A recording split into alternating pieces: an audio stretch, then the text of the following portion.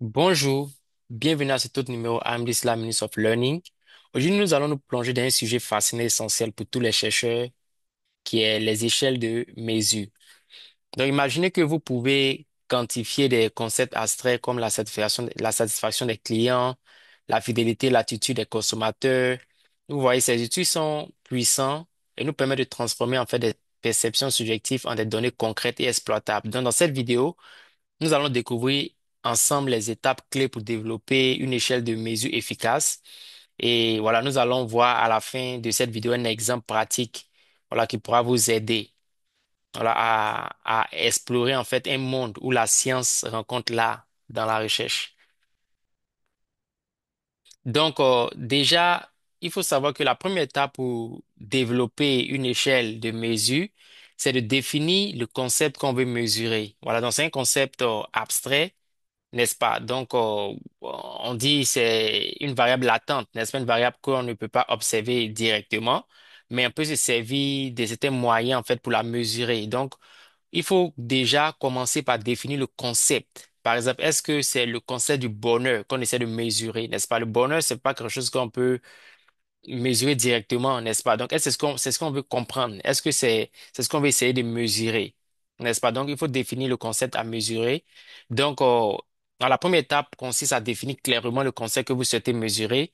Donc, cette définition doit être précise et fondée sur une base théorique solide. Voilà. Donc, ça part de là. Ce n'est pas une définition subjective d'un concept subjectif, n'est-ce pas? C'est une définition objective et qui est basé sur une théorie solide. Donc, c'est là qu'il faut commencer. Ensuite, la deuxième étape, c'est d'élaborer un ensemble d'items. Donc, par item, voyez par la question. Voilà, donc, il faut élaborer un ensemble d'items qui peuvent être des questions ou des affirmations pour mesurer le concept défini. Comme il dit, nous allons voir un exemple. Mais déjà, supposons que vous voulez mesurer, par exemple, le bonheur, n'est-ce pas? Donc, quels sont des éléments ou des questions que vous pouvez poser et dont la réponse va vous permettre de mesurer en fait le concept abstrait qui est le bonheur. N'est-ce pas? Donc, c'est pas ça, c'est ça on entend par item. Donc, il faut déjà élaborer un ensemble d'items qui peuvent être des questions, des affirmations pour mesurer le concept défini. Une fois que vous avez fait ça, donc vous avez défini vos concepts à mesurer, vous avez élaboré un ensemble d'items, de questions, n'est-ce pas, pour mesurer le concept défini. La prochaine étape ici, c'est de faire un pré-test de l'échelle. C'est très important. Plusieurs personnes manquent cette étape dans leur recherche. Cette étape de pré-test est très, très importante.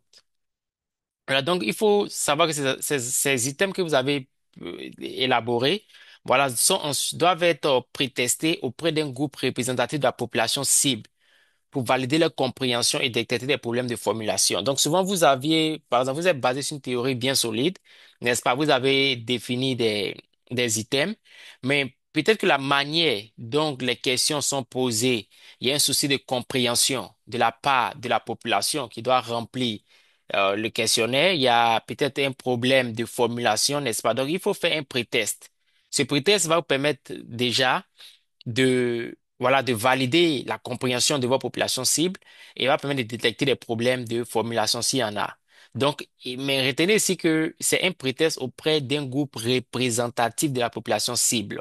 Ça veut dire si vous comptez étudier, par exemple, la satisfaction des employés, n'est-ce pas, qui travaillent dans la fintech, par exemple, donc, pour prétester votre échelle, il faut également un échantillon représentatif de cette population. Vous n'allez pas peut-être prendre les populations des employés qui sont peut-être dans le domaine du bâtiment. Vous voyez, ça ne sera pas représentatif de la population cible. Donc, c'est important de savoir que ces items seront prétestés auprès d'un groupe représentatif de la population cible dans le but de valider leur compréhension et de détecter des problèmes de formulation. Donc, une fois que vous avez pu faire le pré-test de l'échelle et que vous avez validé, n'est-ce pas, la compréhension de la population cible, vous allez prendre les résultats voilà, de ces pré-tests-là pour faire une analyse factorielle.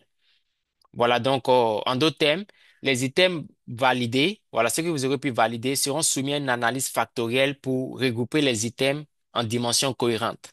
N'est-ce pas? C'est pour ça que vous voulez étudier, par exemple, la satisfaction des employés. La satisfaction en elle-même, c'est un thème abstrait, n'est-ce pas? Mais est-ce que la satisfaction n'a pas des dimensions? Est-ce que la satisfaction, c'est juste une seule dimension, il y a plusieurs dimensions. Est-ce qu'il y a peut-être la satisfaction au travail, satisfaction à la maison, satisfaction dans d'autres domaines? Est-ce que c'est un seul domaine, une seule dimension ou c'est plusieurs dimensions? Donc, l'analyse factorielle va vous permettre de savoir cela.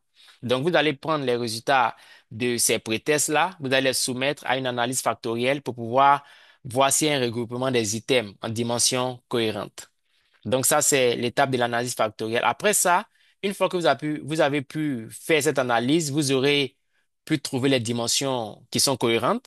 Ensuite, maintenant, vous allez élaborer l'échelle finale. Donc, ce que je vois généralement, ce qui est vu généralement chez que ce soit les doctorants, même les nouveaux chercheurs, c'est que c'est comme si on saute la partie de pré-test et d'analyse factorielle sur le pré-test, n'est-ce pas? Donc, on définit le contexte, on définit le concept, on sait ce qu'on veut mesurer, on essaie d'élaborer des questions. Bon, une autre erreur également à ce niveau, c'est que plusieurs de ces questions ne sont pas basées sur des théories vraiment solides, n'est-ce pas? Et on oublie même, on saute carrément l'étape du pré-test et de l'analyse factorielle préliminaire, n'est-ce pas? Et on passe généralement et on s'est dit que le questionnaire on a formulé, n'est-ce pas, est final. Et ça, c'est une erreur, en fait. Donc, en suivant cette vidéo, voilà, nous vous amenons déjà à suivre ces étapes-là afin de ne pas, voilà, à la fin de la journée, créer une échelle qui ne mesure pas ce que vous êtes censé mesurer. Donc, une fois que l'analyse factorielle est faite, vous avez pu, voilà, confirmer les dimensions. Vous allez maintenant élaborer l'échelle finale. Donc, les items regroupés sont conservés pour construire l'échelle finale, qui est ensuite administrée à un échantillon de la population cible pour la validation. Donc, une fois que vous avez fait ça maintenant, donc vous allez maintenant prendre l'échelle finale, n'est-ce pas, et vous allez le soumettre.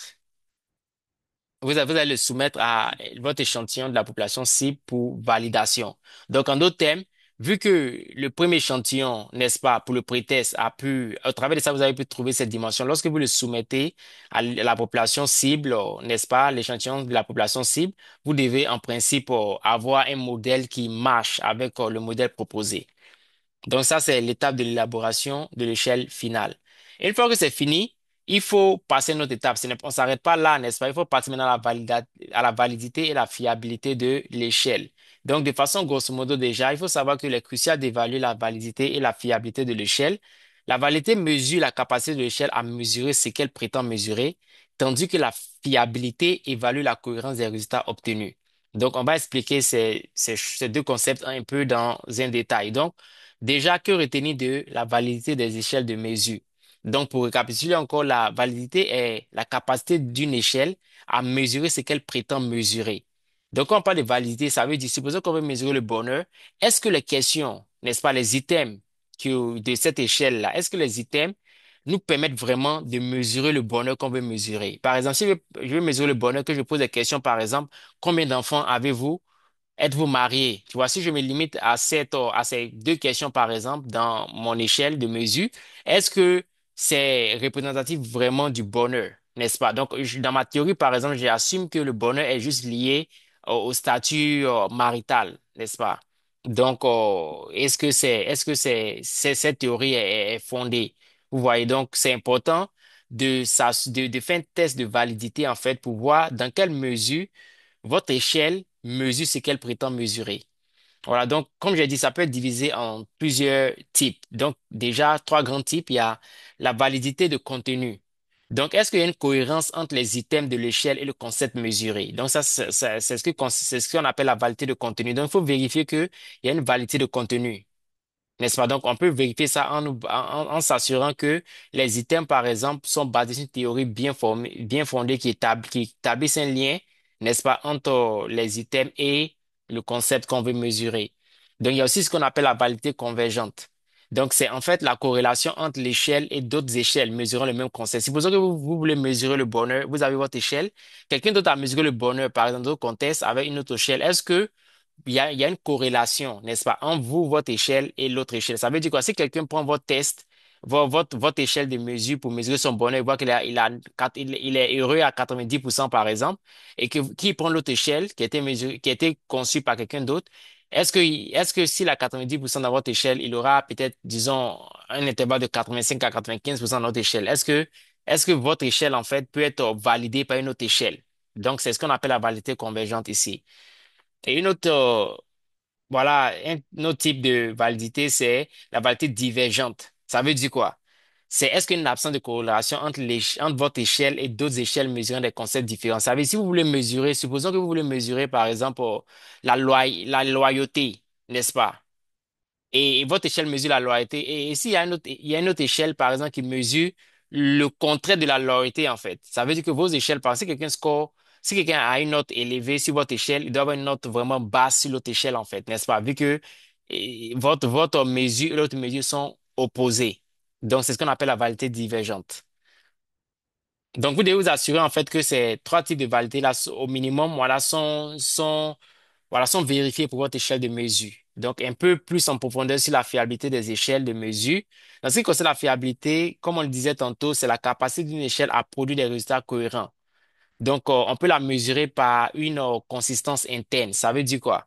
Il y a une cohérence des résultats obtenus avec les différents items de l'échelle. Ça veut dire que si on prend une question, supposons que quelqu'un a une note élevée sur votre échelle de mesure qui mesure le bonheur. Donc, s'il y a une question, par exemple, particulière qui dit, par exemple, je suis heureux tous les jours, il faut que le score de la personne, il faut que la note de la personne sur cette question, sur cet item-là, soit consistante, en fait, avec la note que la personne a obtenue, en fait, sur l'échelle globale. Donc, c'est ce qu'on appelle la consistance interne. Et il y a aussi ce qu'on appelle la fidélité test-retest, c'est-à-dire stabilité des résultats obtenus à différents moments. C'est-à-dire si quelqu'un prend votre échelle de mesure aujourd'hui, n'est-ce pas, et qu'il prend peut-être dans 2 jours, dans 3 jours, les résultats doivent être presque similaires. Voilà, donc c'est ce qu'on veut dire par fidélité test-retest. Donc, rapidement, un exemple. Voilà, on va prendre ici, par exemple, supposons qu'on veut créer une échelle de mesure de la satisfaction des employés. OK? Donc, la première étape qu'on disait, c'est de définir le concept à mesurer. Donc, on peut définir la satisfaction des employés comme le degré de contentement des employés par rapport à leur travail, leurs conditions de travail et leur environnement professionnel. Donc, si on est d'accord avec cette définition, et comme je dis, cette définition doit être basée sur une théorie, n'est-ce pas? Donc, si on se fie à cette définition, n'est-ce pas? La satisfaction des employés définie comme étant le degré de contentement des employés par rapport à leur travail, leurs conditions de travail et leur environnement professionnel, n'est-ce pas? Si on est d'accord avec cette définition, la prochaine étape, comme on le disait, c'est d'élaborer un ensemble d'items, n'est-ce pas? Donc, supposons on veut créer, par exemple, 12 items pour mesurer différents aspects de la satisfaction des employés. Donc, on peut mesurer, par exemple, la qualité du travail. Par exemple, un item dans dans cet aspect, en fait, de qualité de travail sera, je suis satisfait de la qualité du travail que je réalise. La personne doit répondre avec, soit je suis parfaitement d'accord,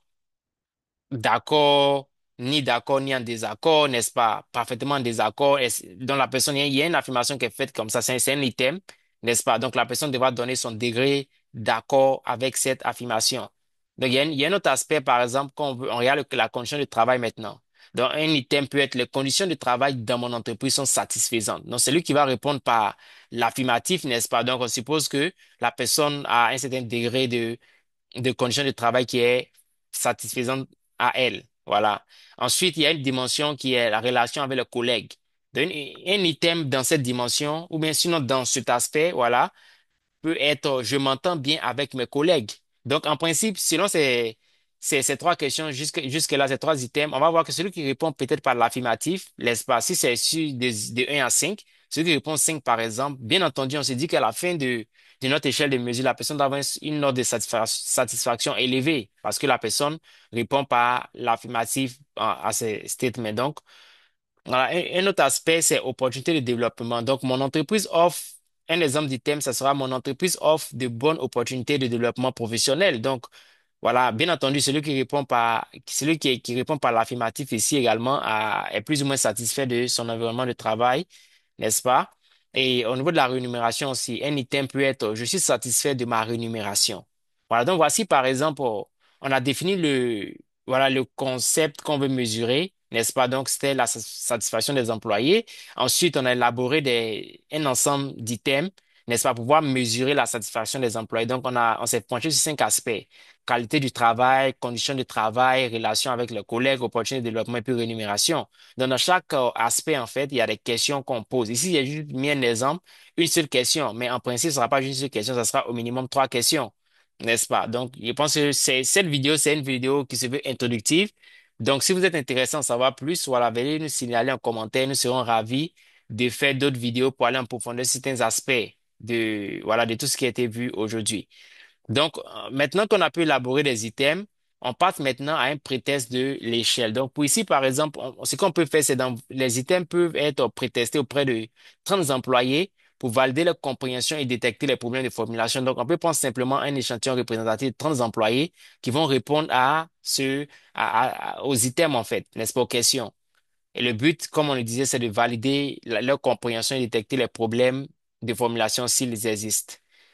Et une fois qu'on a fini le pretest, on fait maintenant l'analyse factorielle. Donc, les résultats du pretest sont soumis à une analyse factorielle pour regrouper les items en dimensions cohérentes. Donc, ici, supposons qu'on arrive à trouver deux dimensions. La première dimension, c'est la condition de travail. La deuxième dimension, c'est relations professionnelles. Supposons que voici les deux aspects qui ressortent de notre analyse factorielle en ce qui concerne la satisfaction des employés. Donc, en ce qui concerne la condition de travail, par exemple, ce sont des items sur les conditions de travail et la rémunération. En ce qui concerne les relations professionnelles, ce sont les items sur les relations avec les collègues et les opportunités de développement. Donc, supposons qu'on a ces deux items-là. Donc, avec ça, on arrive à élaborer l'échelle finale. Donc, les items regroupés sont conservés pour constituer l'échelle finale. Et ensuite, on va administrer, n'est-ce pas, à un échantillon de 100 employés pour la validation. Donc, les 100 employés vont répondre à l'échelle finale, les items de l'échelle finale. Et après ça, on va maintenant travailler sur, on va tester la validité et la fiabilité de l'échelle. Donc, l'échelle sera évaluée pour sa validité, validité de contenu, pour voir est-ce que le contenu, en fait, mesure réellement ce qu'il est censé mesurer, la validité convergente et divergente. Et après ça aussi, on va faire aussi la fiabilité, donc la consistance interne et fidélité test-retest. Donc, voici un peu brièvement, voilà les étapes pratiques pour développer une échelle de mesure. Donc, en conclusion, voilà, vous avez maintenant une vue d'ensemble des étapes pour développer une échelle de mesure en recherche. Donc, voilà, nous vous encourageons vraiment à utiliser cela comme un guide, n'est-ce pas, pour pouvoir développer une échelle importante pour votre échelle. Donc, merci pour votre attention et à très bientôt pour un prochain numéro AMDC, la Minutes of Learning.